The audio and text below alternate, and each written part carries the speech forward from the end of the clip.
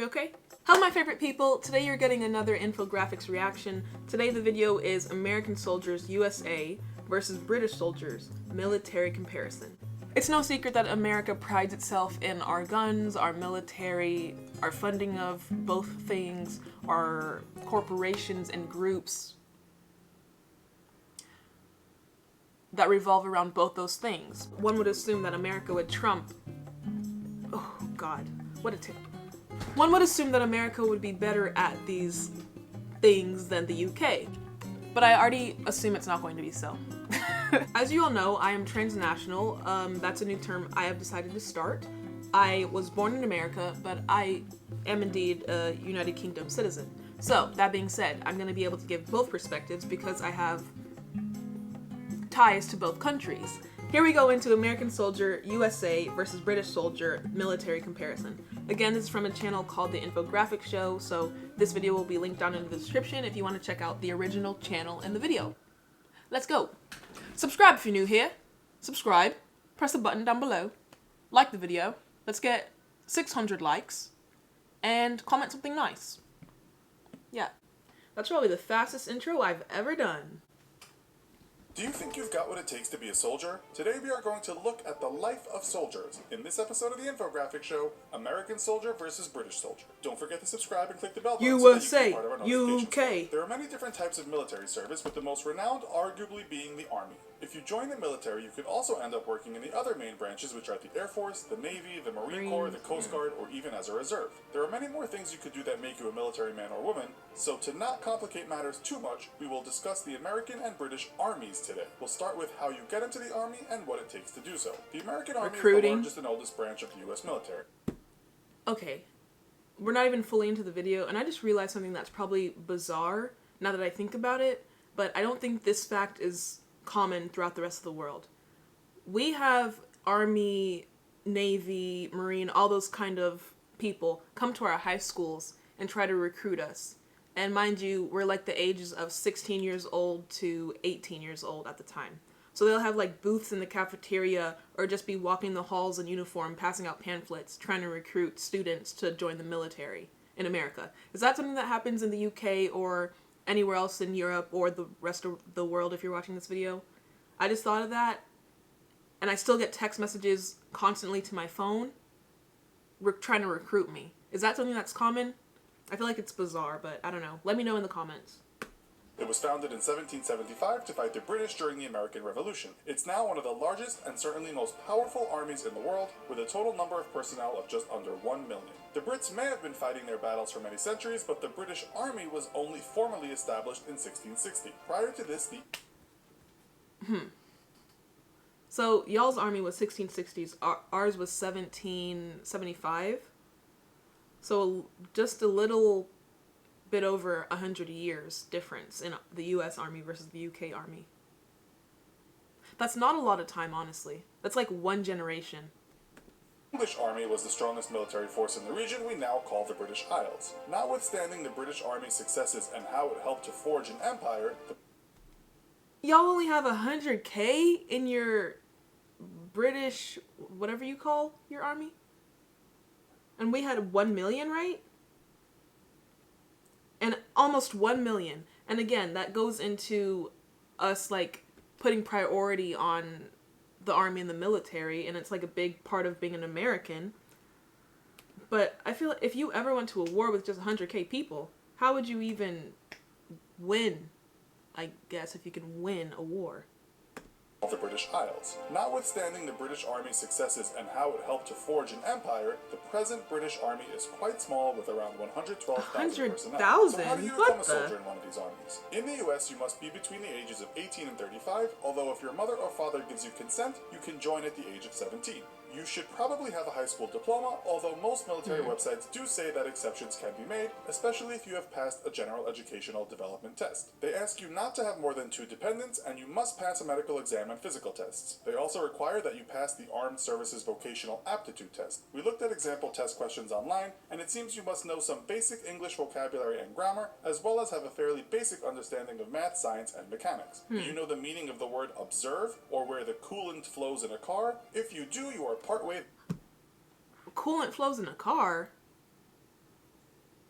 Okay, so I think these tests are more so than just like trying to see how educated you are. It may be like a test from like the Hunger Games where you do one thing and you're going to be sent to this group. You answer this way, you're going to be sent to a different group. Like obviously not everyone's going to be on the battlefield who's in the army. So I don't think it's just necessarily like trying to weed out foreigners or people who aren't educated. I think it's also a personality test, maybe, if you can say that. Once all that is done with, you can start your 10 weeks of basic combat training, commonly referred to as boot camp. If you want to join the regular British Army, you can do so at the age of 16 without any kind of qualifications. Remember that Brits can... 16? 16 years old, you can join the army. I don't, not that I can have an opinion, but I'm going to give my opinion. I don't think that's right. A 16-year-old male in America is not even nearly mature. And I know that the male population over in the UK is even less mature than American boys. So a 16-year-old British boy in the army. That's trouble. School at 15 if they don't or can't take A levels. This might be a reason why the BBC reported in 2013 that 39% of new recruits to the British Army have a reading age of 11. On the other hand, to join the Officers Corps, you need some qualifications. The Army states that you can start the application process before you are 16, although if you actually join before the age of 18, you still need your parents' consent. You cannot apply if you are older than 33. The Army recruitment site says even criminal convictions won't stop you getting in. As it states, Army life is a great way to make a fresh start. You'll be given some medical tests and also have to prove you are fit. One such fitness test is to run 1.5 miles in less than 10 minutes 30 seconds, or 12 minutes 45 seconds for females. You'll also have to do 44 push-ups in less... Okay, what's he about to say about push-ups? But as far as the running a mile, whenever I was in high school in athletics, I had to do 1 mile in under 8 minutes. So the fact that they give women 12 minutes... Ugh. 2 minutes, females only have to do 21. Once that is done, you will join a 20 to 40 I can't even do boot 10 camp to learn push-ups. basic skills and see what area you might specialize in. Once you are in, what can you expect? In the US Army, you'll receive healthcare, food allowance, housing, and pay. You might also be paid more depending on where you are deployed. Wage depends on your rank, but if you've just started out, you'll get a basic salary of just less than $2,000 a month, as well as housing benefits. After 2 years of service, pretty good. this goes up, and if you are deployed somewhere like Afghanistan, you can receive extra deployment pay of $250 a month for separation from family, $150 hazard pay, and $225 for being in the line of fire and in imminent... That's not enough. $1,000 extra to go basically to the heart of all wars. Every month, just $1,000 to my family. Not even really to me, to my family. That's not nearly enough. Danger. British Army new... And considering how much we spend on the military, how much we put towards the military, isn't it up to like $1 billion for funding to the military? And you're telling me I get $3,000 a month for risking my life? That's all my life is worth, $3,000? And a Dodge Challenger? No. Not happening. During their long training stage, will get as much as $24,890 a year. Once you are trained, you'll begin a series of steps from lieutenant to second lieutenant and earn between $33,297 These and $42,000 are the same wages as a McDonald's manager.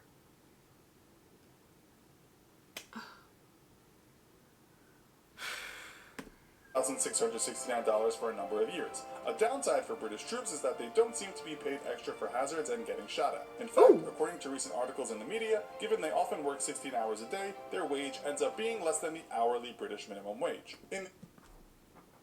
That is sad. You're in the military and you don't even make minimum wage? And over here, a big reason why a lot of people coming out of high school join the military or some branch of the military is they think it's going to give them immediate stability and income, which it does. But now looking at the numbers, I don't believe it's worth it. Now, you can say there's no price to serving your country, there's no price to ensuring freedom for your citizens, but again, let's remember America was built on a dog-eat-dog system. Liberty for all, but that's not even real.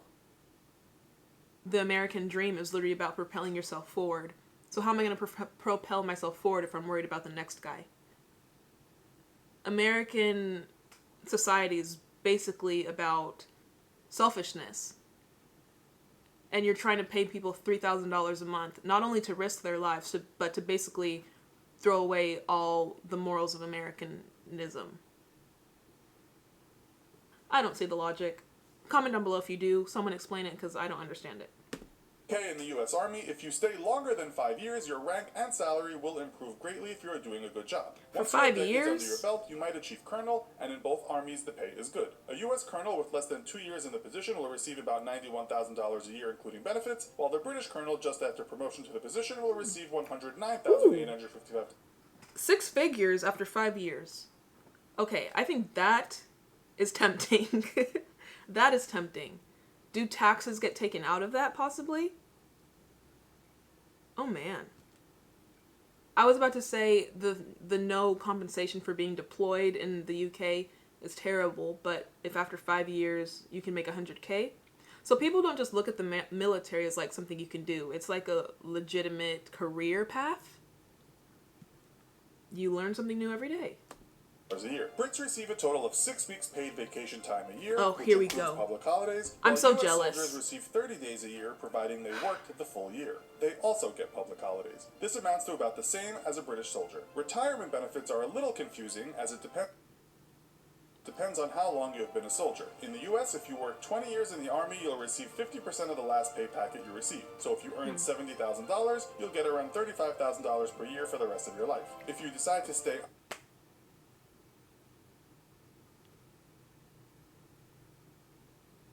And didn't they just say after like a few years your total salary will be like $90-something if you get promotion?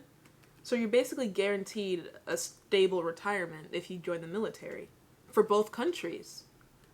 $35,000 a month for the rest of your life. Literally, you don't, not even like you have to manage your money at that point. $35,000, let's say 10K at most goes towards bills. That's still $20,000 left over that you could what? Do anything. Travel, save for your children, save for your grandkids, college funds, donations.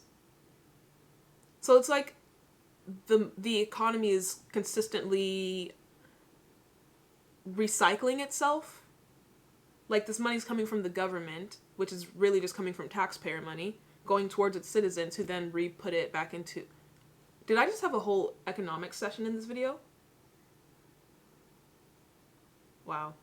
That's crazy. In the U.S., if you work 20 years in the Army, you'll receive 50% 20 of the years, last pay though. I don't know you about receive. 20 so whole if you years. earn $70,000, you'll get around $35,000 per year for the rest of your life. If you decide to stay on each year, the 50% will go up by 2.5%. In the UK, you can wait until 55 to collect your pension, or also opt to leave the service after 35 years and collect 50% of final pensionable pay. Soldiers can also opt to pay... Okay, so the Americans have it better in that regard. 20 years to get 50% for the rest of your life. 35 years. I feel like then you're definitely going to be older when you receive your retirement, obviously, if it takes you 35 years to even qualify for it. But then again, you guys do allow your people in younger, a few years younger. It doesn't really make much of a difference. And on top of that, we accept people up to the age of 35. Y'all accept people up to the age of 33, I think it said. But yeah, so your people are going to be older when they retire than our people.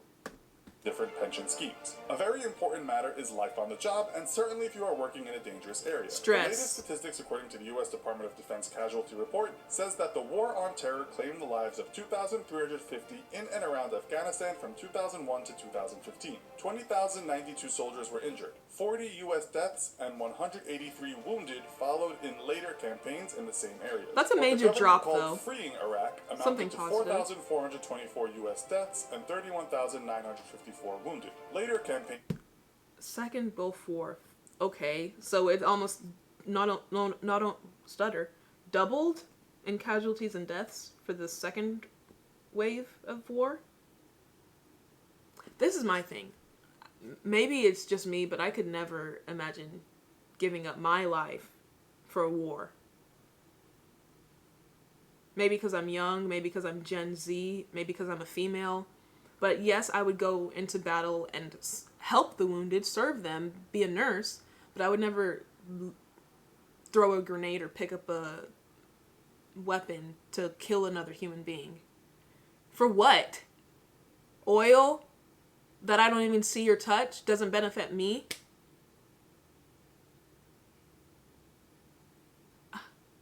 Even though this is my country, I'm still going to be fighting someone else's war. I don't know.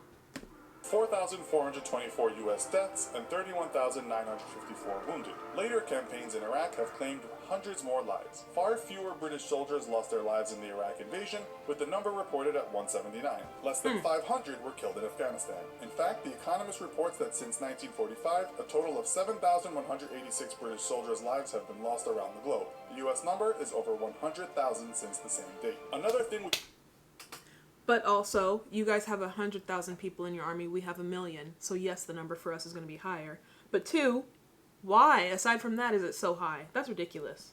mention is the effect being a soldier might have on the mind. Reports state that U.S. soldiers are 7 times more likely to develop post-traumatic stress disorder than UK soldiers, a condition that has been well documented in books and documentaries. Experts suggest that this is cultural, and certain cultures deal with... I was immediately thinking, but also, y'all's lifestyle is just more... I hate to use the word free, because that's like one of our inalienable rights over here, but... less caring, I guess. Like, y'all are more carefree over there than over here. So, like, your mate could lose a leg and you'd make a joke about him being a stumpy. Whereas over here, we'd cry about it. Stress and trauma in different ways. Apparently, the British stiff upper lip plays a part here, and it seems American soldiers express their grief, while the Brits bottle it up or even turn to the bottle. Speaking about British soldiers, after working with them in the Middle East, one American troop is quoted as saying, "Those Brits are a strange old race. They show affection by abusing each other, will think nothing of casually stopping in the middle of a firefight for their brew up, and eat food that I wouldn't give to a dying dog." He also said he'd prefer to fight alongside those troops than any other country's soldiers. The reason, he said, was that when the chips are down and there is no hope left, they just soldier on. This sounds nice and is quoted all over the internet, but we can't confirm the original source or its veracity. So, tell us which military you would rather join, and if you've been a soldier or no one, why not share your thoughts in the comments? Also, be sure to check out our other video called Average American versus Average European. Thanks for watching. I think, have we reacted to Average American versus Average European? I'm not sure, I don't think so actually. We've probably done US versus UK.